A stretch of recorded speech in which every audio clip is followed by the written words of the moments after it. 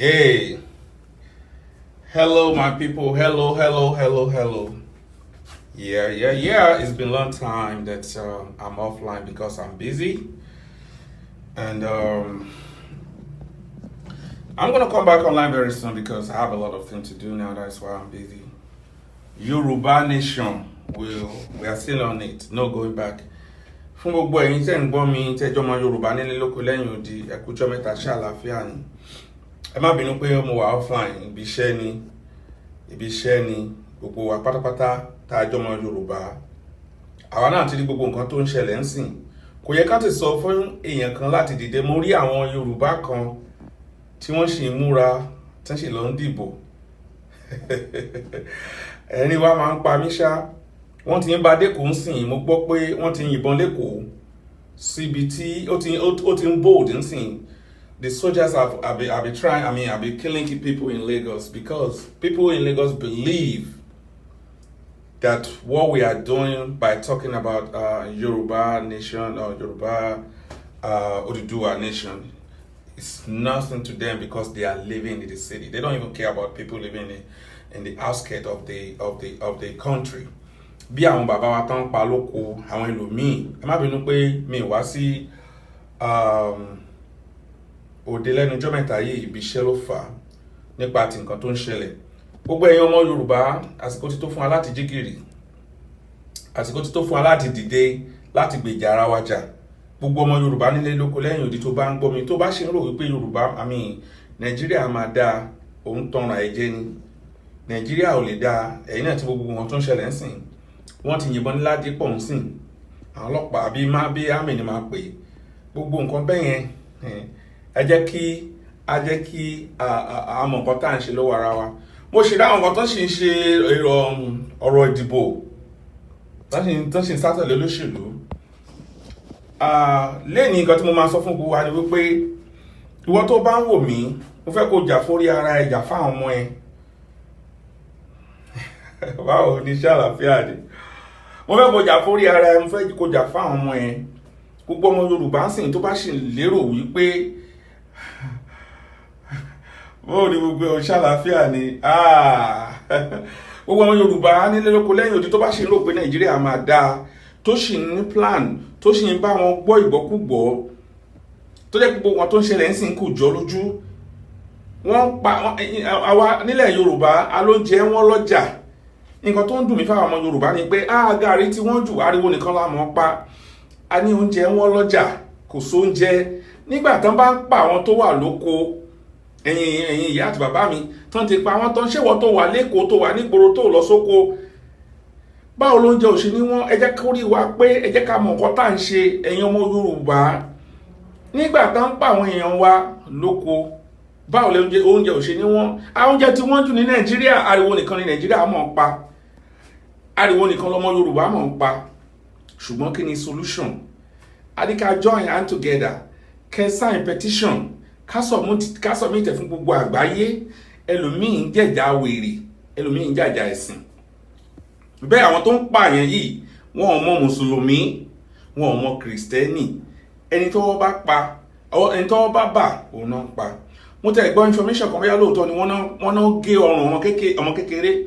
Ẹ̀yin èèyàn mi tẹ́ bá ń gbọ́rọ̀ tí a bá ń sọ ẹ má jẹ́ kó dìgbà tí Nàìjíríà máa di Afghanistan tó máa di Syria tó máa di kí náà porúkọ ẹ̀ torí ẹ wo Nàìjíríà bó ṣe ń lọ sìn. Ìwọ tó bá ṣe ń fẹ̀sìn ṣe ò ní ọpọlọ, ò bá jẹ́ Mùsùlùmí, ò bá jẹ́ Kìrìsìtẹ́nì, kó jẹ́ àfáà, kó jẹ́ ọpọlọ ẹ ti dàrú tó bá lẹ́sìn ni. Torí àwọn tó ń pààyàn yìí wọn ò fi tẹ̀sìn ṣe. Wọ́n anybody náà ń pa so kò sí lọ́rọ̀ ẹ̀sìn. Ẹ jẹ́ ká sowọ́pọ̀ ń sìn ká mọ̀ nǹkan tá à ń ṣe ní ọwọ́ ara wa kí a lè gbára wa lẹ̀ kó tó léètì.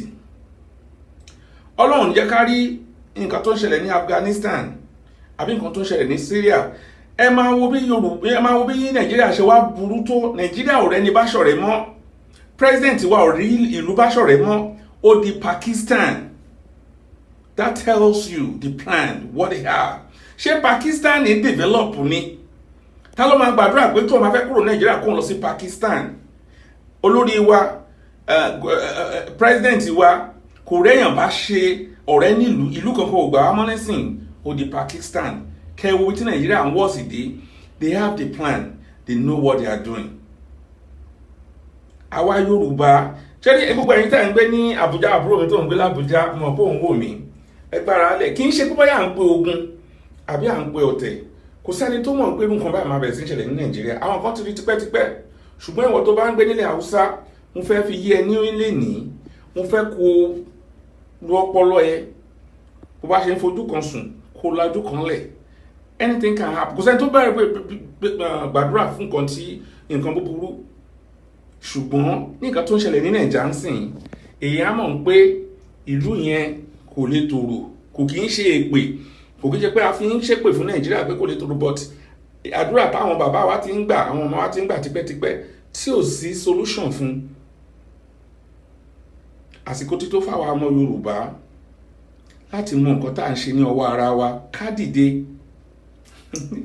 wọ́n ra èyí mi kéètì iṣẹ́ àlàáfíà ni àti tẹ̀rí àti tó fún àwọn Yorùbá ká dìde fúnra wa ká jà fúnra wa ká sọ fún àwọn ọmọ wa ká sọ fún nílé mo rí pé most of the thing tá à ń ṣe àwa tá a wà ní ìlú òyìnbó excuse me àwa ló kàn jù àwa là ń pariwo jù bẹ́ẹ̀ nǹkan táwọn tó wà Nàìjíríà mọ̀ ni pé most of the people tó wà nílùú òyìnbó tó ń parí lónìí náà nípa alẹ́ dúdú dání náà nípa alẹ́ dúdú dání náà ní pupa dání tó jẹ́ pé tí nǹkan bá dá wọ́n lè má wá sí Nàìjíríà mọ́ ẹni tó wà Nàìjíríà kan tó kàn wọn kà á kún mo rí pé lẹ́kọ̀ọ́ irọ́ ni ẹ fi wọ́n lẹ̀ àwọn kan ti tún du ìdìbò tá a ṣe tí ò sí nǹkan tá a rí bọ̀ ń bẹ̀ kò sí nǹkan tá a máa rí gé ni kò sí àwa tá à ń pariwo ti mọ̀ pé kò sí anything tó máa wà ń bẹ̀ àsìkò tó fáwa Yorùbá ò bá jẹ́ Kristẹni ò bá jẹ́ Mùsùlùmí ẹ jẹ́ ká sowọ́pọ̀ ká gba Oòduà nation ẹ jẹ́ ká sowọ́pọ̀ ká gba Oòduà nation ẹ jẹ́ kí n sọ̀rọ̀ nípa gbogbo ẹ̀yin tí ẹ sọ̀rọ̀ nípa Mùsùlùmí àti Kristẹni nínú gbogbo ẹ̀sìn lágbàáyé Nàìjíríà ló wọ́ọ̀sì jù àwa la believe nípa Ọlọ́run jù àwa ni hypocrite jù lágbàáyé ìbá jẹ́ Mùsùlùmí ni ẹ́ ìbá jẹ́ Kristẹni ẹ jẹ́ n ṣàlàyé fún yín ṣẹ́rí ìlú tí mo wà yìí wọn kì í lọ church déédéé bíi tiwa ṣùgbọ́n wọ́n ní ẹ̀mí Ọlọ́run nílùú yìí ṣẹ́rí àwọn tí ilé owó pa ń bí ní Amẹ́ríkà ń bí ẹ lọ wo platform wọn ẹ lọ wo iye tán ti dá fún wọn ẹ lọ wo bí Mùsùlùmí ni o àbí oríṣiríṣi lágbàáyé ti ń dá fún wọn wọ́n pa àwọn èèyàn wọ́n pa 50 people ní Ìgangan bí Ìgangan dẹni none of the Christian association bóyá wọ́n dẹ̀ ṣe tí mi gbọ́ nípa ẹ̀ ní o but none of them tó dáwọ́ fún àwọn people yẹn none of them tó pray fún wọn ariwo tí wọ́n máa ń lórí social media Christian tiwa bó ṣe máa san táìtẹ́ bó ṣe máa ṣe kinní kan but kò sẹ́ni tó ní ẹ̀mí Ọlọ́run nínú wọn kò sẹ́ni tó open kí lórúkọ ẹ̀ tó open anything bí platform kan fún wọn lórí internet kan gbowó kan lọ ṣòótọ́ fún wọn bẹ́ẹ̀ ni Mùsùlùmí bẹ́ẹ̀ wọ́n pa Mùsùlùmí bẹ́ẹ̀ wọ́n dẹ̀ pa Kristẹni bẹ́ẹ̀ àdúrà ní ariwo nìkan láwọn pa ní church Olúwa gbógun tán but àlẹ́mí èèyàn lọ́kàn àmọ́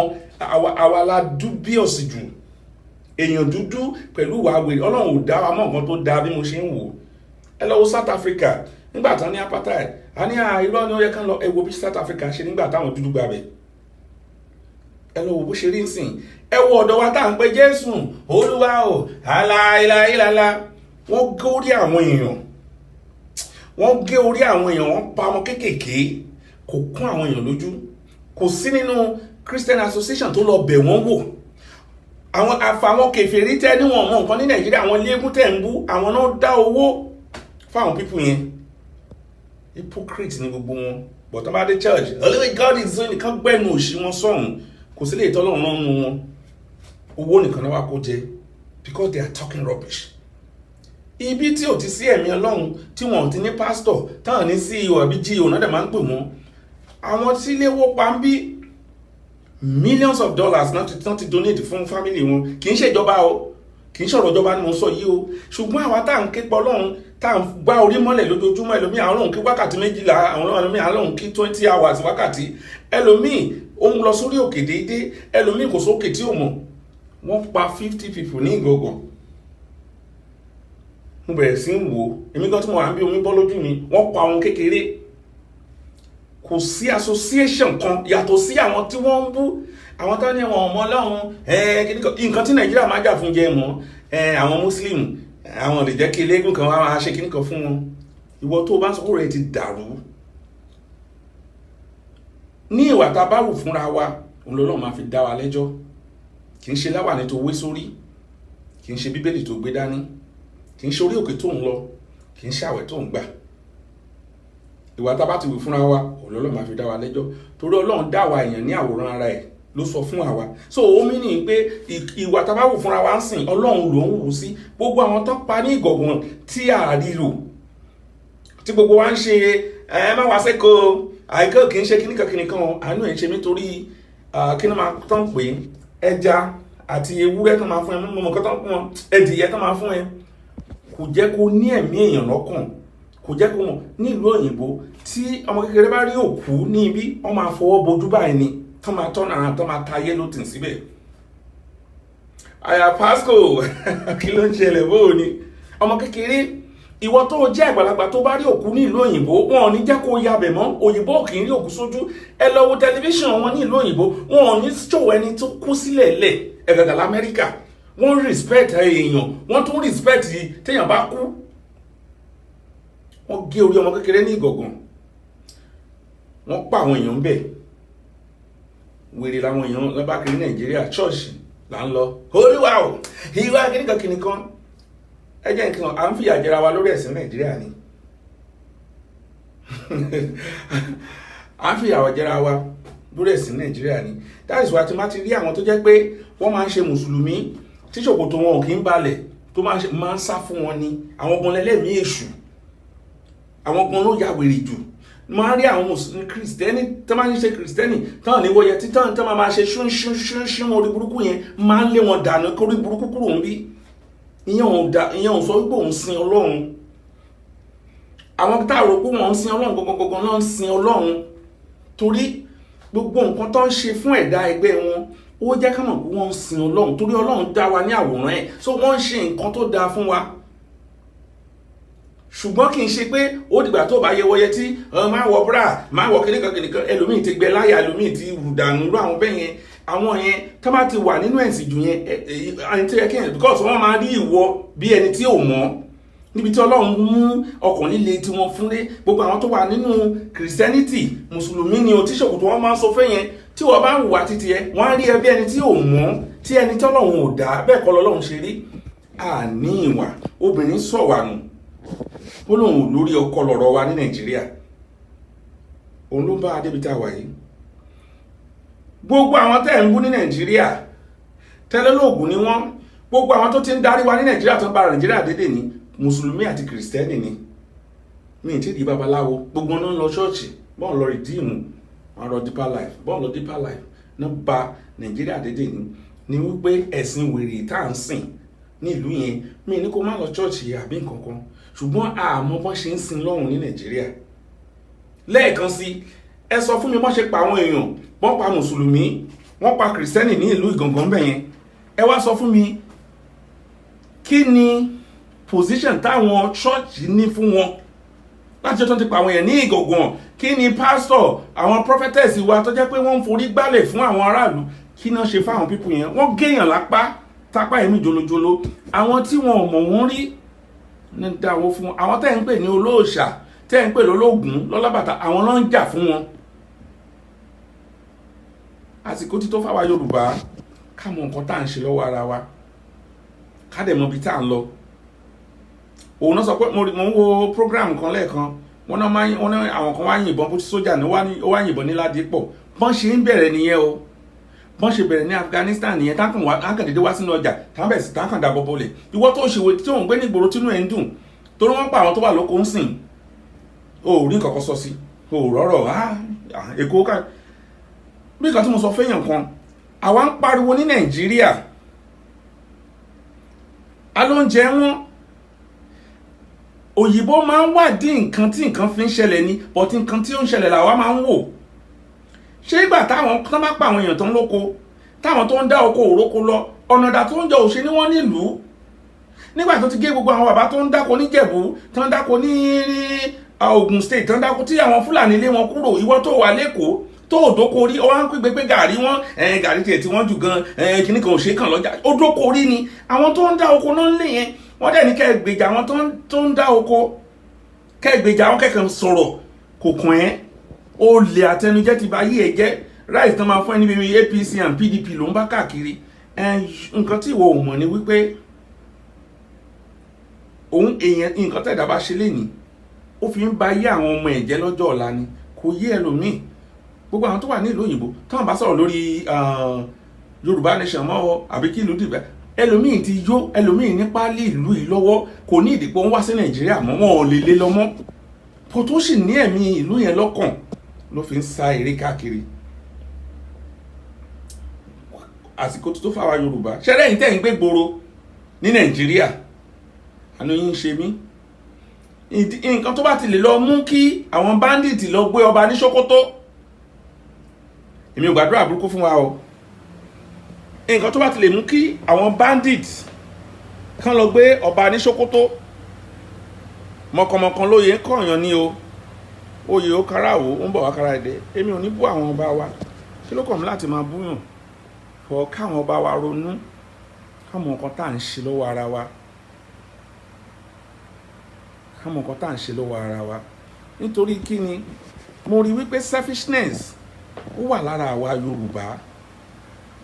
Selfishness là ní ṣe rí gbogbo ẹ̀yin tẹ́ ń pariwo ẹ̀sìn mùsùlùmí kìnìkan irọ́ lẹ̀ ń pa, irọ́ ni gbogbo àjọ ń pa tán. Kò sẹ́ni tó ń sin lọ́hùn, Ọlọ́run ló ń sìn wá. Nǹkan tó bá ti lè máa pààyàn ní ẹ̀gbẹ́ ọ̀dọ̀ ẹ, tó ìwọ tó jẹ́ mùsùlùmí àbí kìrìsìtẹ́nì tó sọ nǹkan kan tó rà ń bá business irọ́ mi fẹ́ kọ́ fọwọ́ kàn mí, ẹlẹ́mìí èṣù ni ẹ́, because you don't even know what you are doing. Ẹlòmíì gan ò ka Bíbélì ẹ̀ tó bá dénú ilé, nǹkan tí àwọn GO àbí CEO àbí double whatever tó bá ń jẹ́ tí wọn tó bá ti sọ fún wọn ní church làwọn máa ń gbàgbọ́. Àwọn ti rò wípé nísìn bí nǹkan tí mo máa ń sọ àsìkò ti tó fún wa láti jí gìrì. Gbogbo ẹ̀yin tẹ́ bá wà ní Nàìjíríà, ẹ ṣí ọpọlọ sílẹ̀, ẹ jẹ́ kó rí pé tẹ́ bá rẹni tó ń pariwo ní ìlú òyìnbó, most of the people tó wà ní ìlú òyìnbó ló fẹ́ wálé, ṣe lè ṣe lọ ni. Ẹnìkan sọ fún mi, ó nílé làbọ̀ sí mi oko, wọ́n á sọ fún nítọ̀hún, mo ní mo ti wà lé, àwọn nìkan tó kó ṣe, tó kó bá da màá wá sóko, ilé mo wà ń sìn. Torí kò sí nǹkan tó lè ṣe mí níbi ìbàyìí mọ́, kí ni mo tún wá káàkiri tí máa ní mi kúrò nílùú yìí mọ́, kúrò náà nìyẹn, kò sí nǹkan kan mọ́, so kò sí nǹkan tó bá, but síbẹ̀ ṣé mi wá láwọn èèyàn sí Nàìjíríà ni. So abọ́ ọ̀rọ̀ la máa ń sọ fọ́mọlúwàbí, tó bá dínú ẹ̀ á ṣe kí ni o, á di odindi. Gbogbo ẹ̀yin ọmọ Yorùbá, gbogbo ẹ̀yin ọmọ Nàìjà tẹ́ ẹ wà ní Nàìjíríà, tẹ́ ẹ sì ń sáré káàkiri, tẹ́ ẹ ń kígbe oúnjẹ tẹ̀ tí wọ́n jù o, àtẹ̀mọ̀ kan tá máa ṣe sọ̀rọ̀ ìlú yìí, tẹ́ ẹ tètè sá eré láti jẹ́ ká fọwọ́sowọ́pọ̀ ká lè gbára wa lẹ̀. Ọlọ́run á wà pẹ̀lú wa. Mo máa padà wá sí online nísìnyí ń bọ̀ cashback sí bá next week láti bẹ̀rẹ̀ tuntun mo máa ń ṣe lọ. Ọlọ́run á wà pẹ̀lú gbogbo yín o. Apasco, thank you very much for my sister, and I love all the program you did in Nigeria. Very soon we're going to see each other. I love you so much. God bless you. Thank you.